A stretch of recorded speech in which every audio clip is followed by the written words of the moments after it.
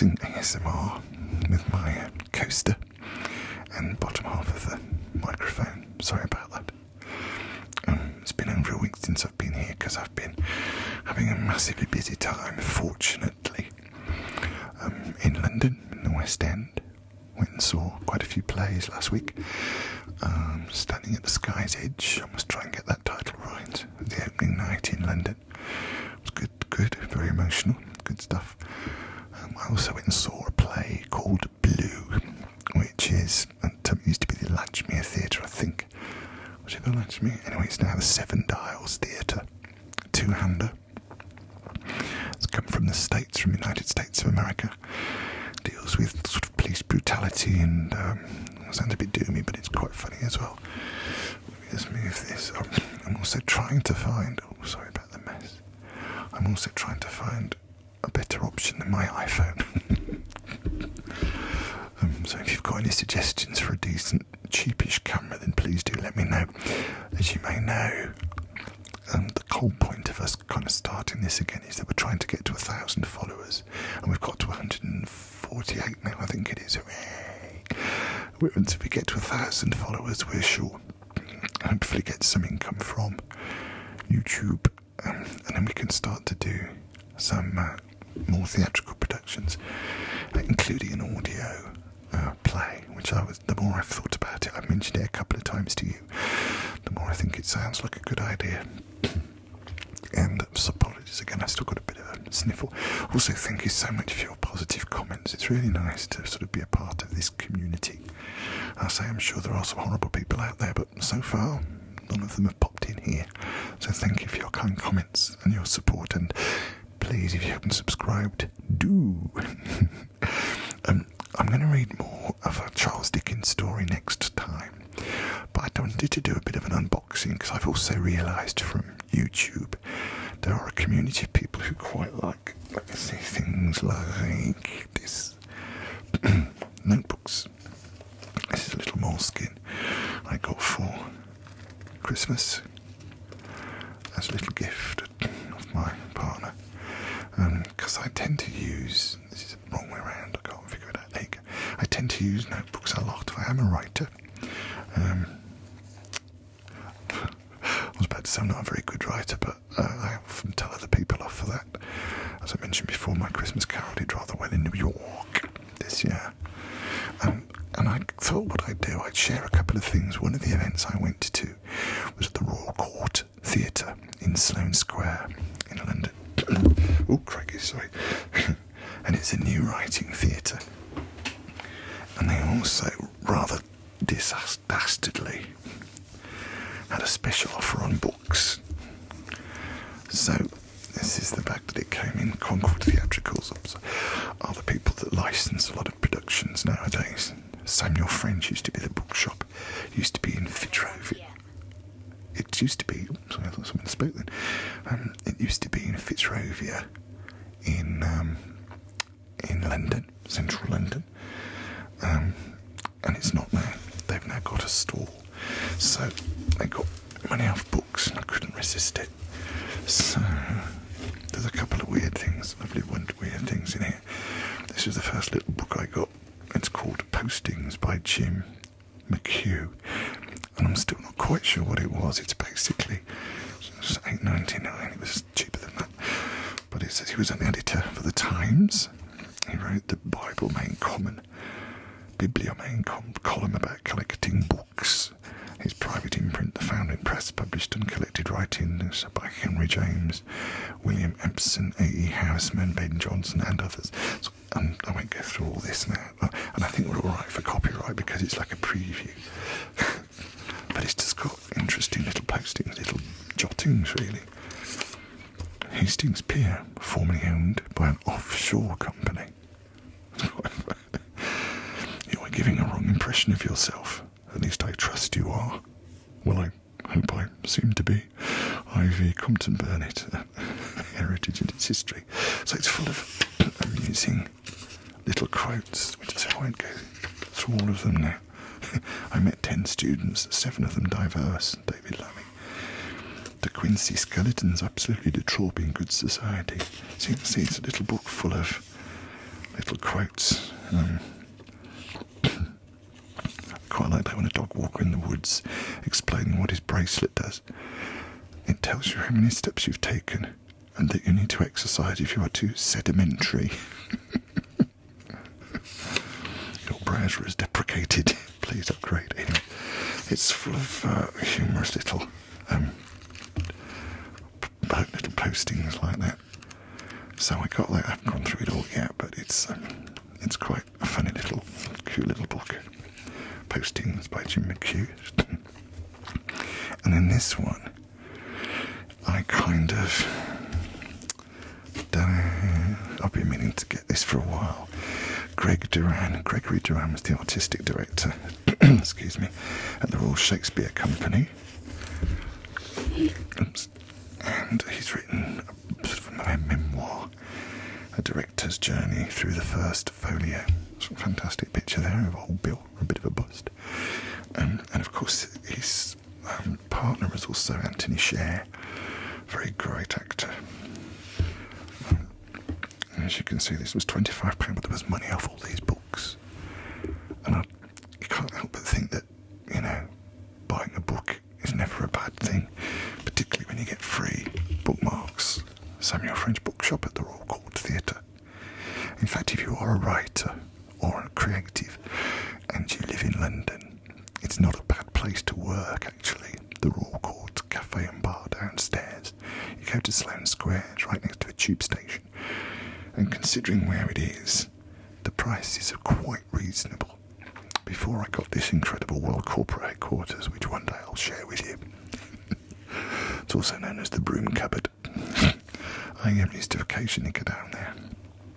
So, this is Greg's book by Shakespeare. Generally offers us the most intimate understanding of what the works of Shakespeare can give us. Life with all its tragic and comic masks. Duran writes for the lover of Shakespeare, but allows those tentative about Shakespeare's genius to understand why his storytelling is miraculously both universal and local. This book is a worthy addition to the study of Shakespeare's plays and performance, and I'll be damned if it doesn't make me itch to get on stage again, to exercise my acting muscles in the greatest poetry gym in the English language. Actor, Patterson Joseph.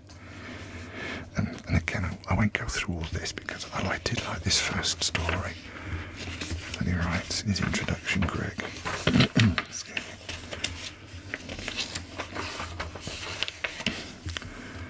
These beloved siblings, Mark, Joe and Ruth, to business that we love, we rise betime and go to it with delight, from Antony and Cleopatra. I hope you can see this all right. I'm doing this on a little photo booth app on my computer. So, Romeo and Juliet, a prologue. So you can see it deals with all the plays that he's worked with. He goes through the whole canon, I think. But I might just read a little bit of this introduction because it made me titter a little bit. Excuse me. So, Romeo and Juliet, a prologue, 1979. The Poor Players, National Tour, Summer. Oh, I Am Fortune's Fool. It's the opening night of my production of Romeo and Juliet at the Mayfair Theatre in London. Oh, it's not there anymore, I don't think. Anyway, and Romeo has just fainted. It's 1979, and I'm 20 years old. It's the start of Act 3, and in these hot days in the square of Verona, the mad blood is stirring. That king of cats, Tybalt, has just accused Mercutio of sleeping with Romeo and prompted a fight in which Mercutio is killed. Romeo flies at Tybalt, stabs him to death, and prompted by Benvolio, flees, exiting downstage left. A scene later, in Friar Lawrence's cell, I can't understand what is happening. The friar seems to be holding Romeo up, and Romeo seems to have forgotten his lines and is muttering the tirade incomprehensibly. When the nurse enters and asks where Romeo is, the friar tells her, there, on the ground, with his own tears made drunk. Drunk? Can it be that Romeo, with all the nerves surrounding this performance, has actually got pissed?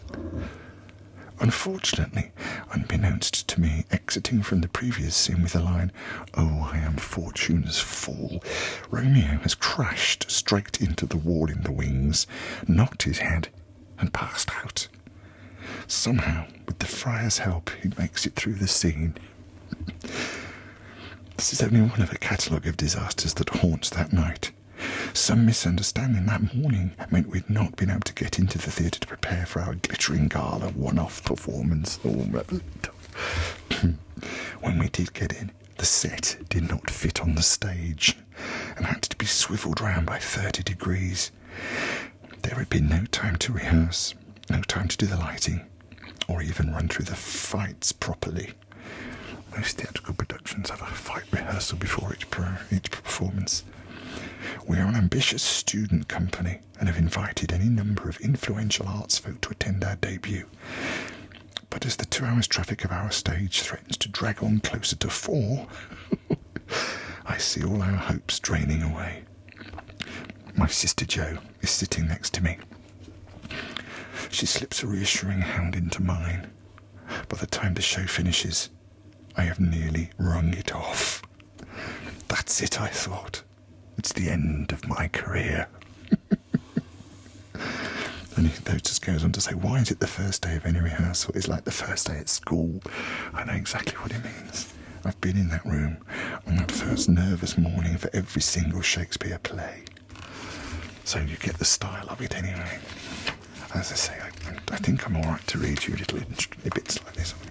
But it talks about Much Ado, 2002, Royal Shakespeare Theatre. I quite like Much Ado when it's done properly. I'm very much personally into excess. I've written 3 adaptations of Shakespeare's plays for small casts, not least of which Henry V, which is his biggest play. I did it with one person. I did quite well, Henry V, Lion of England. I did quite well at the Edinburgh Fringe and a festival, and it went around the world. It's also toured in America. Merry Wives, the musical, and then some photographs, which I don't think I'm supposed to show, because I say I'm not very sure about copyright on these things, but it's a lovely book. And that introduction sold it to me completely. I've met him a couple of times, but only briefly. Here's his history. He joined the Royal Shakespeare Company as an actor in 1987 and became its artistic director in 2012. That was when I met him. He's directed and or produced every single play in the first folio of Shakespeare's plays at Stratford-upon-Avon, a milestone reached in the same year that the world celebrated the 400th anniversary of its original publication. Serendipity. His 2012 production of Julius Caesar was described by theatre critic Michael Billington as one of the 10 best productions in the 60-year history of the RSC, the Royal Shakespeare Company, and as one of his 10 best nights in the theatre ever. Durand delivered the prestigious Richard Dimbleby Lecture on BBC One in 2016. He was given the Sam Wanamaker Award from Shakespeare's Globe in 2012 for pioneering work in Shakespearean theatre. Oh, they didn't ask me. I'm only joking. And he won a special Olivier Award for Outstanding Achievement for a season of Jacobean plays in 2002. His writing credits include the book Was a Shakespeare, co-authored with Anthony Sher. And Anthony Sher was, as I mentioned before, his partner. Tony Sher, a nice chap as well. One of the great Shakespeareans of his generation, Sunday Times, one of the supreme Shakespeare directors of our Financial Times. And he's done some good stuff. I mean, I suppose, as a working class boy, I'm always slightly, I'm not sure if envious is the right word, of the fact that most of these people went to Oxbridge and Oxford or Cambridge universities, and the opportunities were slightly more, to say the least, than they were on my council estate housing project in Birmingham. But them's the breaks. So those are the and this is the third book that I got, the third little collection, which I thought I'd share with you. How are we doing for time? Oh, we're okay. And I actually got this, again, out of my Concord Theatricals bag, which the gentleman at the bookshop very kindly, very kindly gave me. And I thought I was buying a notebook or 6 notebooks until I read on when I actually got them home, because the bookshop's not very big, and anyway. And this is a story as well. So in March 2020, we all remember that, don't we? Can you see that? Okay. Community centres, theatres and arts venues across the UK went dark, disconnecting audiences and theatre artists. In response, English Touring Theatre and Headlong, they're a theatre company, came together to imagine a project that would celebrate the extraordinary diversity of the National Touring Network, an open source idea for performance and storytelling that could happen around a campfire to inspire theatre companies everywhere. And Signal Fires was born. Within these pages is a selection of texts written and shared at that time, short plays, monologues, prose and poems, intimate and fierce. With them comes a new initiative, to gather around a fire of your own. A bonfire, a candle, or even a torch. Maybe the light on a phone. Anyway, with friends or strangers to collaborate and connect. Share these texts or write new ones to perform alongside them. Speak up, sing out, and light new ways out of the darkness. I kind of love that, really, that whole notion. And then here are the 6 notebooks, which we'll just have a quick look at. Excuse me. So the first one is Gather. And I thought, I expected I'd be able to. Here we go. There are some images in this, but I think I'm alright. How to start a fire. First we swap words. Incendiary, signal fire. You trade me back beacon. I won't go on to it all because there's all sorts of signs. But introduction, we've read that. Open source. So the idea was signal fire. This book produced with Sean Grey, a great disabled theatre company.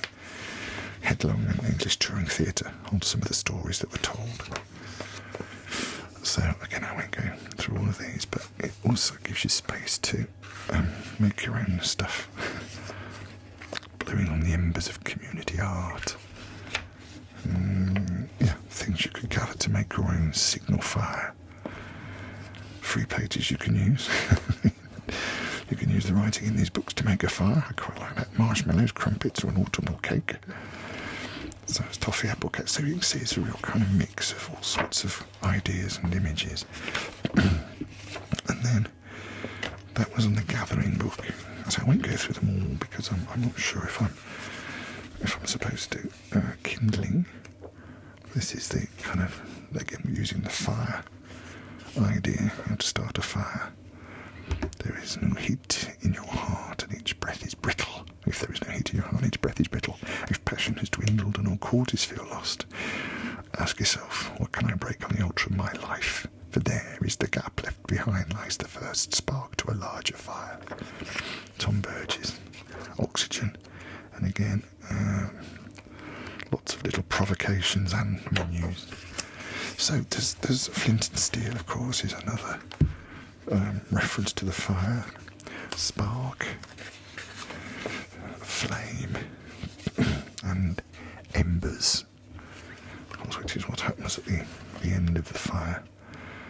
So, kind of an interesting provocation, and lots of space for your own stuff as well. Images and sort of stimulations.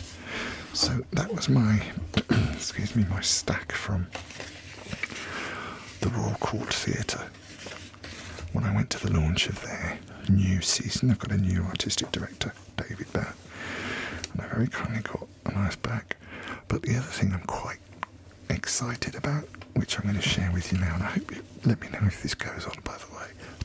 I don't want to take too much time, and it's not quite as relaxing as a straight reading, is it? But down here, this arrived this morning. I ordered it a week or 2 ago. Talking about notebooks. Now this is a Moleskein notebook. Very well wrapped up.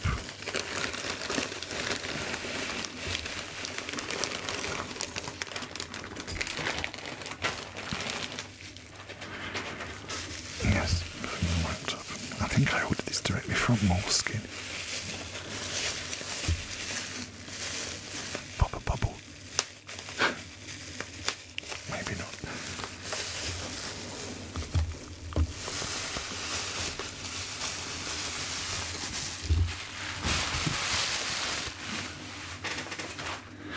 Oh, there you got a picture of my phone on its reflection. There's Bill. I'll say hello, Bill. this is a Moleskein notebook, but it's a smart Moleskein notebook. And I'll explain what that means in a minute, but I thought I'd open it up first. Hello. Reflecting nicely. Have I got need to cut this? Which I shouldn't need to cut it. I'm manly enough to be able to pull it apart, he said. Maybe I'll use the scissors. Here we go.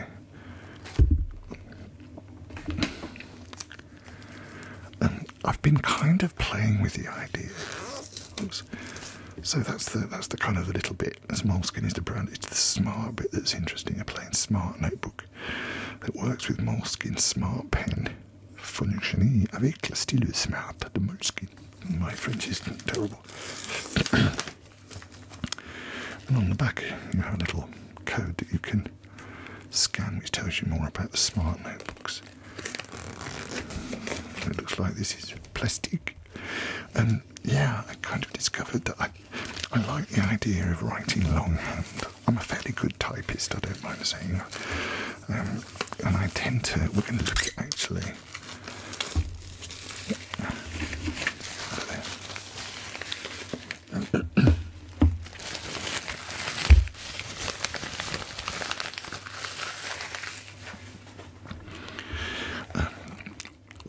Probably, if you're interested in looking at different writing programs, there's some very well-known programs for writers, obviously, screenplays and writing novels and, well, you know, all sorts of stuff. And if you'd be interested in looking at a few of those, maybe comparing them, please let me know in the comments below. And just to remind you, we're trying to get to 1,000 subscribers so that we can make some more theatre. But so this is the Moleskein, it's the extra large version, I think it's called extra large. I've got a red version of this with a hard cover, but I thought I'd try the soft cover in that I bought a non-smart notebook in Wales when we were on a break last year, going away soon as well. And I think I quite like the softer cover. So as you can see, it's basically the same as a normal Moleskein. Inside there's the, in case of loss please return to. It says as a reward and the dollar sign. So I always tend to put 25 pounds, what would that be in dollars? $30? Perhaps you might know anyway. So in case of loss please return to. Here's the Moleskein manifesto where they do their kind of little bit of marketing and publicity and stuff. And then, as you can see, it's a plain book. And I thought I'd try a plain book. I always like the smell of new books, even writing books. And what this does do, it works with a smart pen. And here's what I have earlier. I've actually got two now because I lost this. Bought another one and then of course I found the other one. The sets are not that cheap. I think it was about £120 for a pen. And the notebook, you also get a small, I've got one over there, it's a little starter notebook, tiny one. And the pen, interesting, because it's not a bad writer actually. But I don't know if you can sort of see in there, there's actually a little camera. So when you write on it, let's put £25 in here, shall we? You'll see the little light will come on at the top.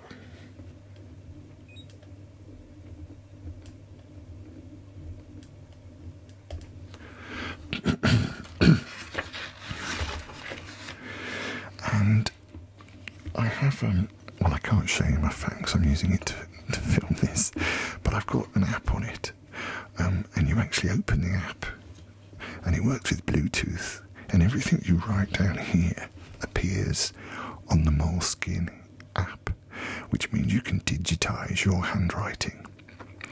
Theoretically, and I've just done it with a review I did for a film I saw last night, you write it longhand, digitise it, and it converts it to type for you automatically. I have to say it's not incredibly good. You have to write fairly tidily. And I'm umming and ahhing about going back to more conventional notebooks. But I just thought this will go in my backpack and I shall use it quite a lot.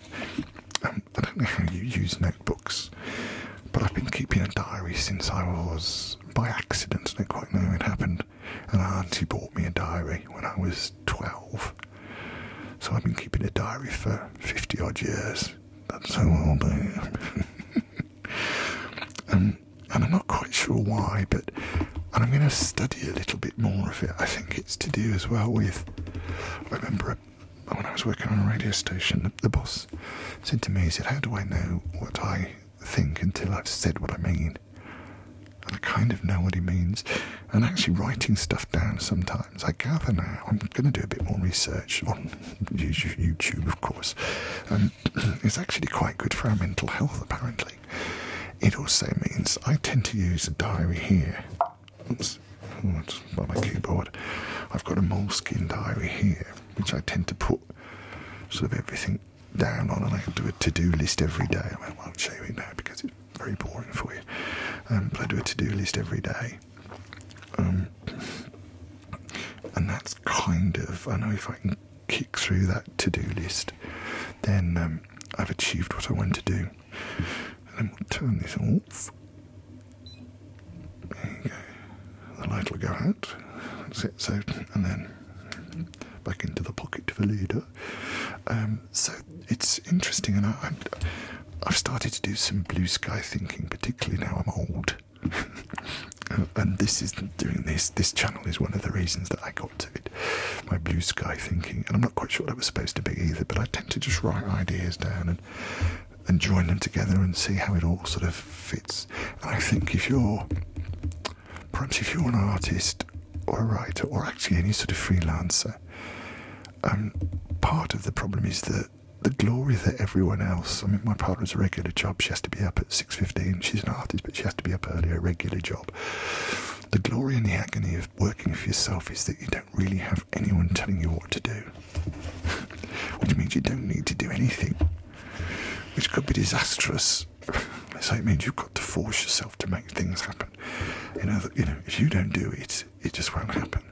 A bit like this YouTube channel, if we get to 1,000 people, 1,000 followers, and we start to make online drama, that would be fantastic. But had I not taken a few comments from you and decided to have a crack at it, then it will never happen, if you see what I mean. Well, that's enough waffling from me, so I shall try this out later in anger, and I'll bring one or two of the other notebooks. I've got a couple of other notebooks which you might like to see. And if you would, then please just let me know in the comments. I think next time as well, we'll get back to our story and see how our man's getting on with the Charles Dickens story, how he's getting on with the, oh, there you go, back again, with the terrible weather. But now it's 28 minutes, so I hope you found this vaguely relaxing. I hope it's not been too boring for you. Perhaps just let me know, not that I need necessarily affirmation. Yes, I do. But thank you so much for watching and listening. Let me know if you'd like to know about that, sort of more the writer's tech, maybe some freelance tech. Yeah, we'll see. Thank you again for your kindness in the comments and for following us. And tell your friends, I think. Thanks a lot. Have a great few days.